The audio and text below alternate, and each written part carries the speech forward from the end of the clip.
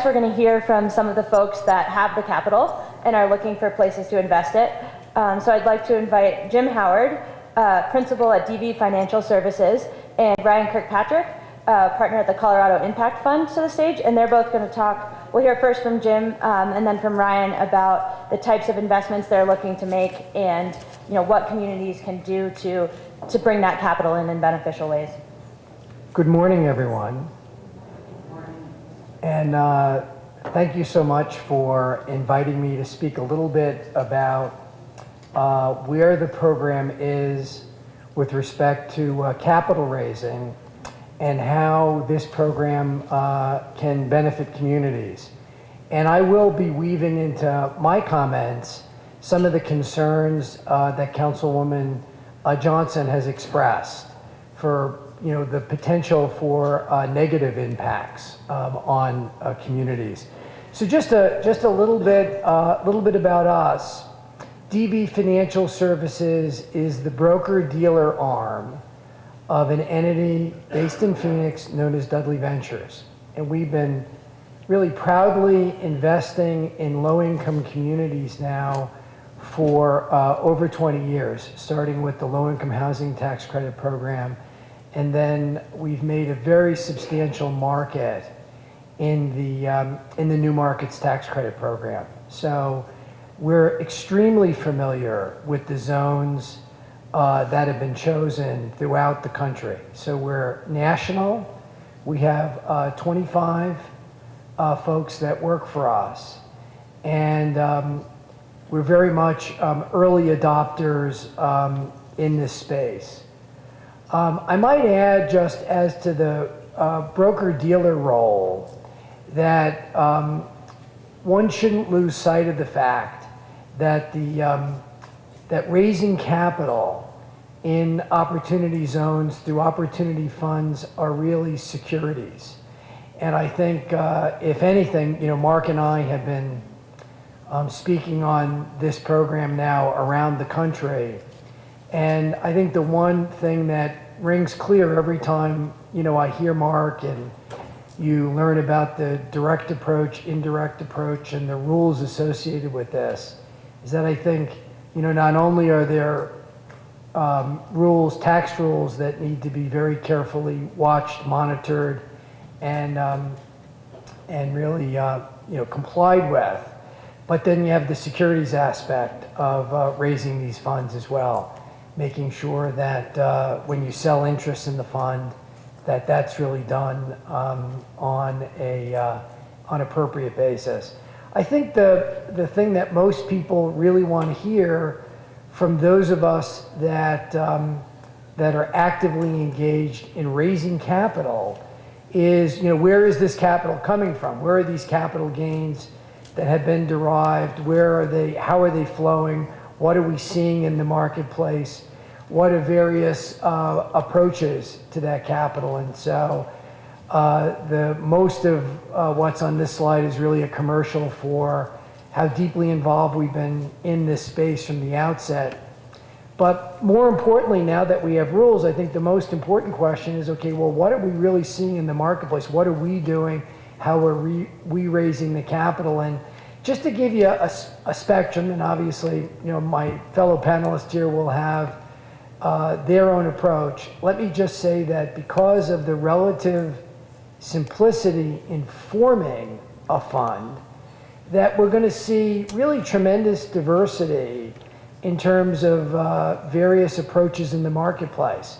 I think, unlike new markets, and we've done $1.6 billion in the new market space, which is highly regulated, highly programmatic, really the policy approach to this program is entirely the opposite, right? There are tax rules that need to be complied with, but really this is meant to be largely a free market approach to drive capital into these census tracts. And sort of buyer beware on what that may mean for communities, and I really want to express at least our thoughts and approach on how these impacts, I think, need to be measured and so forth.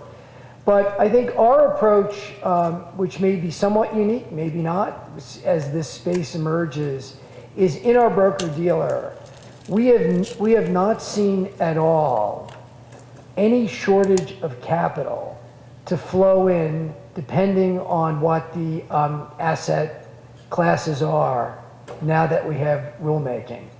And so what I mean by that is real estate particularly, in asset classes where you're likely to see substantial appreciation over a 10-year period, multifamily, hotels, industrial, and so forth, assuming that, you know, because of the rules and where they sit today, that's where the most interest is. We really see a lot of capital sort of banging on our door. And I think our approach to this, and may or may not be unique, is to really focus on the developers and the asset classes and how these developers intend to interact in the communities in which you know, they're going to build. And why I think that's unique for us is we have been a mission-based for-profit working in communities that have really needed the lift from the various incentive programs that we've worked in. And so one of the things that we're strongly advocating for as capital begins to really look carefully at these projects are, you know, are developers really willing to enter into voluntary community benefits agreement? Are they really willing to work with community groups? You know, do we think that these projects are going to wind up in substantial displacement or gentrification in a way that may be ultimately detrimental to communities? So this is our particular approach, and I think it's our particular approach in the broker-dealer because this is really the area that we most you know, are engaged in. So the particular question that I was asked to address, in addition to what are we really seeing out there in terms of the capital's interest, is, you know, how can communities really attract investors? And I must say that I was not in Aurora for 5 minutes before the council people were telling me very specifically, here are places that you should be looking. And I think, you know, when I look at mustering resources in communities, I think it's the governmental sector, I think it's the not-for-profit sector, I think it's the community groups, and then I think as well, it's who are those groups, particularly local groups, that have been most active, you know, in working in census tracts that have eligibility for various programs. So when I think about this, and it's really the third bullet point here that I think is most important, and I look at potentially the next wave of projects that are going to be beyond, you know, multifamily, hotel, industrial, and so forth, and we look at, you know, what can an alignment of resources really mean to attract, for example, you know, health centers, you know, other community-oriented facilities that may still have a for-profit element to them. I think it's the alignment of resources. So community development, financial institutions, foundations, CRA-motivated banks, and so forth. Because I think when you begin to ask the question beyond, okay, this is a very substantial tax break for those that have capital gains, the question really becomes then, which we really, you know, you've seen some early family office adoption of this program, but what we really haven't seen to a large degree yet is how favorable this capital is going to be priced into the projects themselves, right? Because I think, you know, ultimately that's the question. Certainly the capital needs to be patient capital, and that in and of itself may be, you know, particularly important. And then the question is, you know, how is this capital going to be priced? And I think we're beginning to see some clarity on that. So we think that there's going to be, I think, some sharing of the tax benefit, if you will, to the investor into the projects themselves. But we're at the very outset of really a brand new tax program.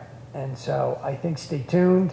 We certainly intend to be, in our, I think, market leadership role here, one, to be kind of advocating for, what can be a fair and equitable arrangements between the developers themselves and the capital. And then I think I guess the final point that I've been asked to address is, how can communities benefit? And obviously, having new capital flow in is, fundamentally an important attribute of all of this, maybe in areas that haven't seen it. But I will tell you, the nature of how that capital flows in, I think, is something that that really needs to be focused on very, very carefully to ensure that that what's going on is not wholesale gentrification and displacement. So that kind of ends my remarks. I know we have questions and so forth. I know Ryan will speak next on his approach. Good afternoon, everybody. My name is Ryan Kirkpatrick. I'm a partner at the Colorado Impact Fund. Very excited to be here with you today to talk about what I think is a very interesting opportunity for this community and a lot of other communities in Colorado, something that we've been working really hard to understand and position ourselves to hopefully put some capital to work in some really interesting projects and operating companies. I want to start out by just telling you a little bit about who we are at the Colorado Impact Fund. We are a $63 million venture fund based in Denver. We launched this fund about 5 years ago. Our investors are high net worth individuals and family foundations. And the mission of the fund was to take Colorado capital, invest in Colorado companies, take a market rate approach, an institutional approach to underwriting, and then also hopefully provide some positive community impact through those investments. The way we think about impact is really in a couple of categories. The first is improving community health, and by the way, this is how sort of we screen for investment opportunities. So the first is improving community health. So that could be a company with value-based healthcare products or services, a company that's providing access to services, companies that are helping to promote healthy lifestyles and wellness, companies that are making the healthcare system more efficient. Conservation of natural resources is another one of our focus areas. That one's pretty self-explanatory. Colorado has the National Renewable Energy Labs here, the Rocky Mountain Institute, a big energy infrastructure here trying to get cleaner and more efficient. And so there's a lot of startup activity around this area that we focus on. Our third area of investment is education and workforce development. So there we look at a lot of companies that have technologies that are trying to make teachers' lives easier, improve student performance. And we've also invested in some alternative education companies that are helping people transition from old economy jobs into new economy jobs with higher paying salaries, a lot more upward mobility. And then finally, our last theme is economic development. And there, some of our key themes are putting capital behind companies that have women and minority founders, something that we're very passionate about. Half the companies we've invested in have female or minority founders. Only 2% of venture capital goes into companies that have female and minority founders, which obviously those two categories are dramatically underserved from our perspective, so we're trying to move the needle there. One of the other goals of the fund is to try to put some capital to work in places that aren't in the front range, so not Denver and Boulder, which is where most of the institutional capital gets invested here in Colorado. It's one of the reasons we're super excited about this Opportunity Zone Fund idea. We believe this is a way that could really catalyze additional capital into a lot of these areas. This is our team of investment professionals that both sources deals, works with our companies very actively to help them grow and create value for all the stakeholders. And then this is really the criteria by which we evaluate companies. So we're looking for companies that have extraordinary growth prospects. So a lot of we're trying to grow these companies 10, 15x over our hold period, which is typically 5 to 7 years. As I mentioned, they need to have a mission, they need to be mission-based, have an impact focus. We're looking for companies that are really kind of beyond proof of concept. So that means generally they've got revenue, they've got customers that we can talk to about their product or service. And then our capital is really going to really grow the company substantially. So this is hiring people, working capital to build new facilities, things that can really accelerate the growth of those companies. And we're investing in equity in all of our deals. And so this is typically what we're looking for. So as it relates to this Opportunity Zone Fund, we are obviously managers of capital. And so our investors are very interested in the tax benefits that are associated with these Opportunity Zone funds. And so here, what we're thinking about doing is actually creating funds to go and find and invest in these opportunities that qualify. What we do typically is invest in operating companies. So we are looking for companies that want to maybe perhaps move into these zones. We're looking for companies that exist in these zones and have great prospects for growth and putting capital to work in those companies. So our primary focus is on the operating businesses, although we are starting to think about project finance as well. Again, as a pooler of capital and an evaluator of opportunities, we think we have the expertise to probably do some real estate, probably do some project finance, and I think as you can see, our DNA is really in impact and improving communities, and so we're looking for projects that have an angle perhaps in education or healthcare or even clean energy. So that's kind of where we're focused here. So my call to you is if you have a project that is pretty far down the road and reasonably baked and just needs the capital, we view ourselves as a capital source, and we're very interested in seeing proposals and hearing from people in these communities that want to get some of these projects done and need capital. So appreciate your time today and look forward to answering any questions that you have.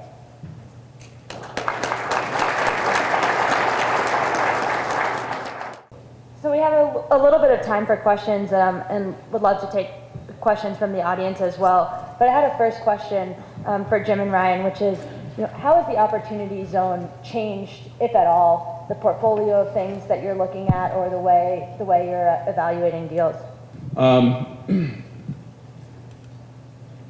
Candidly, it really hasn't changed how we're looking at things very, very much. I think what I would say is that most of the deal flow that we see, as I mentioned, is in the Front Range, and we would love to put some capital work in some of these communities that have been designated Opportunity Zone funds. So I think what it's done is it's gotten us back out into these communities, I think, a lot more to really understand what those community needs are, what are those businesses in those communities that have great potential. And so we're just spending more time, I think, outside of the Front Range to find opportunities. So in our non-broker dealer space, so in our new market space, we've closed over 400 transactions. So in the new markets program, and Mark alluded to this, we have this but-for test, but yet we have a 7-year time horizon. So I think when you look at the fact that your real tax benefit in the opportunity funds really comes at 10 years in a day, we're very comfortable in the space where we're accustomed to being into projects really long term. So I'd say from that aspect, it's clearly no change. I think the issue that we see, though, that's most different is the Opportunity Zone benefit is really limited until you get to that 10 years in a day.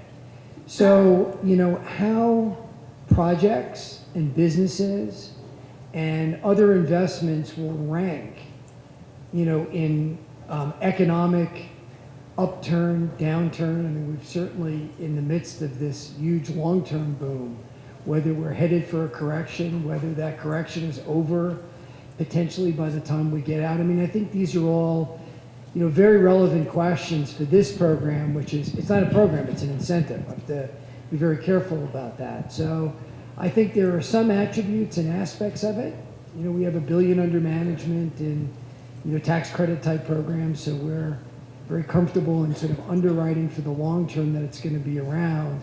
I think then underwriting for, cycles, business cycles and so forth, I don't know that anybody can really effectively look into that crystal ball and really know with any degree of certitude where you're going to be.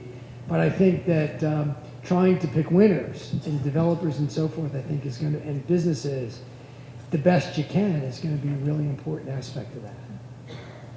And if communities or individuals identify projects that they think would be really beneficial to the community, what are the things that they can do to get those projects on your radar and make them look particularly attractive? Yeah, I think as the investor in these projects, I think what's key for us is that the project is far along, where really it's just the capital that's needed to get these things done. So I think the more that you can have your project pretty well baked with the key stakeholders around the table, and really it's just the capital that you need, that's when we can really take action and make things happen. I think maybe a little digression from the question itself from my perspective. I mean, what I would most like to see out of this program is you have in many parts of the country, particularly rural areas, where there are counties of persistent poverty, which is, 3 successive, 10-year periods of poverty and so forth. I mean, I really believe that, you're going to see an initial wave, which we're already in the middle of, where projects that are ready to go, very strong developers are going to be looking to take advantage of this. But I think for us, from an impact perspective, this sort of next wave of capital that will hopefully get deployed will be where community stakeholders can bring together, to the extent possible, projects that look like they have good eligibility, and then simply align resources. And in the alignment of those resources, I see the new markets tax credits, community development entities, I see the CDFIs, I see state agencies and local agencies and so forth that can really lend a helping hand, particularly to folks that may not have the resources of blue chip developers. And that's where I really have some hope over time that we might see some real beneficial, redevelopment, where it's not just kind of picking off the best projects that are ready to go. So we have time for maybe 1 or 2 audience questions. Anybody have a question? Yeah. I'm with the Aurora Housing Authority, and we have a 2.5-acre parcel and opportunities across the street.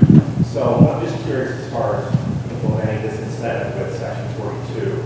I went to the No Drive conference in New York about a month ago, and everyone had a lot of people were talking about it, how to pull this two together. So I'm just curious if you guys have seen people put together with the Aurora Housing Authority. So let me repeat the question for everybody if you can't hear it. And it's where you have, and I'm going to expand your question a little bit, but so the question really is where you have Section 42, which is the low-income housing tax credit, can those programs be twinned, right? And then I'm going to expand your question a little bit on, is there an ability to twin with other credits and other incentives? And so let me start with Section 42. So I think the benefit of what's happened to date is, with so much interest in the program, the large accounting firms like Novogratz, certainly Cohen-Resnick, that have focused in this arena, have been very carefully looking at, can you utilize this equity investment, and I'm going to, little parlance here, kind of through the structure. So in other words, use this tax advantage capital in the first place to buy the credits, to then invest, so that ultimately a bigger benefit flows down to the real estate. And I will tell you that there's a lot of thinking going into that, and I believe that, first of all, it can be done.